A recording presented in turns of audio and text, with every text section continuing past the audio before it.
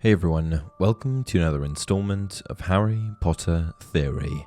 Today, we're going to be discussing a topic that was heavily requested by you guys. How do the Headmasters Portraits at Hogwarts work? Specifically, we'll be taking a look at how exactly these paintings are able to give advice, since the people portrayed in them are dead, and whether or not a subject's abilities while alive impacts how intelligent their portrait is in death.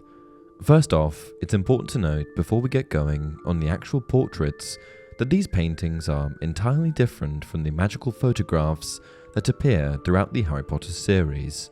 As you've likely noticed in the novels and films, unlike the Hogwarts portraits, photographs in the wizarding world can be of witches and wizards who are either dead or alive. It does not matter. They are also unable to speak to the living.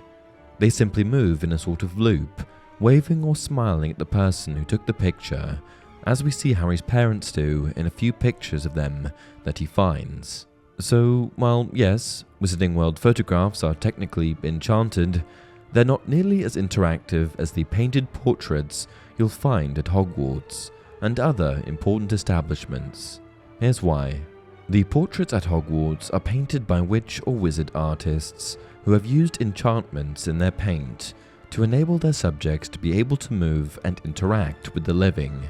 Photographs, on the other hand, capture a moment in time and are then typically developed with magic in order to give them their moving quality. What's more, the outcome of magical pictures seems to depend entirely on who develops it and what the photograph will be used for.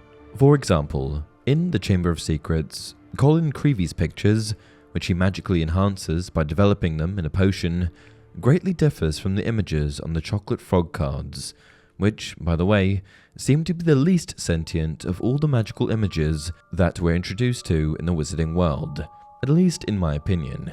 In fact, if I'm being completely honest, all magical pictures in Harry Potter kind of remind me of the live photos that us muggles can take on any iPhone. But I digress. Back to the Hogwarts portraits. These are paintings that hang throughout Hogwarts Castle, all enchanted by the artists who painted them. It's important to note, though, that most of the portraits hanging around the school are what J.K. Rowling has referred to as two-dimensional. Yes, they can interact with the living, but only in a very limited way. Here's what they can do. They can move from frame to frame, even frames that belong to another subject, although they seem to be constrained to the frames that are hung within the school, meaning I do not believe that these figures can leave Hogwarts. They can also grant access to secret passageways and have extremely surface-level conversations. These interactions provide them with the opportunity to make use of the phrases and mannerisms that they were known for while alive. However, they cannot offer quality advice or contribute to in-depth conversations. For example, you may recall the portrait of the Fat Lady. She is, of course, the memorable figure who guards the entrance to the Gryffindor common room. Now, she has the ability to remember secret passcodes and admit students to the room based on a correct response, or deny them access based on an incorrect one. She can even engage in light conversation, offering the odd remark to students, whether they ask for it or not. But she absolutely cannot provide highly intelligent discourse or advice. If Harry or another student had asked for her opinion on, say, where Voldemort had hidden his Horcruxes, I'd wager that she would have looked at them blankly and regurgitated one of her standard phrases. This, of course, is substantially different from the portraits of the Hogwarts headmasters, which, by all accounts, are quite a bit more intelligible than all that. While I've heard the theory that the sentience of a portrait subject may have depended on the skill of the witch or wizard who painted the head teacher, according to J.K. Rowling, that is simply not true. What it does depend on, though, is the power and abilities of the witch or wizard who is featured in the painting. Yes, that's right. It is indeed true that the more powerful a wizard was in life, the more lifelike their portrait stands to be. This does a great deal to explain why Dumbledore's Headmaster portrait is so capable of in-depth conversation, advising Severus from his frame well after his death. After all, he was one of the most powerful wizards to have ever lived. But how exactly does this work? Well, as it turns out, it also takes a bit of effort from the subject prior to their demise. As it is tradition for important witches and wizards to sit for portraits while still alive, so that they may continue to pass down their knowledge after death, paintings were completed well before most head teachers passed on. Their portraits were privately kept, hidden away, so that they would only interact with their living counterparts. Subjects would then visit their paintings as often as possible, imparting memories and wisdom onto them, basically teaching the paintings how to be them. For this reason, you can see how a portrait would be able to gain so much insight into how to represent a subject, but be limited in a way that, say, a ghost would not be. That is, a portrait is only able to grow and learn from their subject through their visits while they are still alive. They can become very good representations of a witch or wizard. However, they cannot grow or learn from future interactions or events in the same way a ghost could. Rather, the head teacher portraits are more like a sentient memoir of each professor, able to respond and provide advice to people based on the memories and wisdom told to them before the real witch or wizard died. In any case, this all explains how Albus was able to assist Snape so well.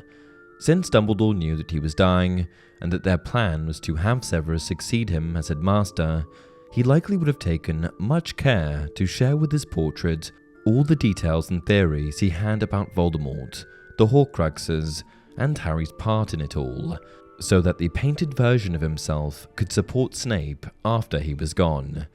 Another thing to note is that each witch or wizard is only painted once. From there, they may have various frames hung in different establishments that wanted to honour them, and the subjects are able to travel from frame to frame at will. We see this take place at different times in the series. For example, Dumbledore sends the Professor Everard from his frame at Hogwarts to his frame at the British Ministry of Magic headquarters at one point, and we know that Phineas Nigellus Black can go back and forth between his Hogwarts portrait and his frame at the ancestral home of the Black family at 12 Grimmauld Place, which actually brings up another point. Despite differing views and opinions, each head teacher portrait is bound to serve the current headmaster or headmistress. To be honest, I'm not entirely sure how this works if the subject has multiple frames hung in different places. From what I know, the subjects seem to only be bound to Hogwarts in this way. What I mean is that I don't believe that a portrait in the Ministry of Magic is obligated to serve the current Minister for Magic or anything. An interesting anomaly for the school, if you ask me. The final comment I'll make on this topic is regarding the Dark Lord. If someone who has a portrait magically painted of themselves can spread their views and advice for all eternity, why wouldn't a wizard like Voldemort, or even Gellert Grindelwald for that matter, have their likeness made into one of these magical portraits? Of course, for the regular witch or wizard, I imagine it'd be difficult to find an artist willing to do their portrait. I'd also wager it'd be quite expensive. However, for Voldemort and Grindelwald, surely it wouldn't have been too hard to find an artist willing to paint them.